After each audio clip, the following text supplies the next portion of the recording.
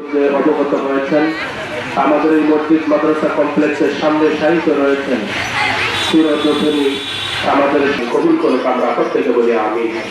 আজকে আমাদের শিক্ষক, শিক্ষার্থী, অভিভাবক এবং সভাপতি সহ বিশেষ অতিথি, প্রধান অতিথি সহ সংশ্লিষ্ট সকলের জন্য দোয়া চেয়ে দোয়া রেখে, আমাদের জন্য দোয়া চেয়ে দোয়া রেখে আজকের আলোচনা পর্ব এখানে সমাপ্ত ঘোষণার আগে আমি কৃতজ্ঞতা স্বীকার করছি অত্র প্রতিষ্ঠানের সুযোগ্য সম্মানিত শিক্ষক মহোদয়গণের। আমি একা কোনোভাবেই সম্ভব হতো না। আমার সহযোদ্ধা যারা শিক্ষক মহোদয়গণ রয়েছেন, তারা অক্লান্ত পরিশ্রম করে এই প্রতিষ্ঠানকে সামনের দিকে অগ্রসর করতে সহযোগিতা করছেন। এই জন্য তাদের প্রতি আমার কৃতজ্ঞতা।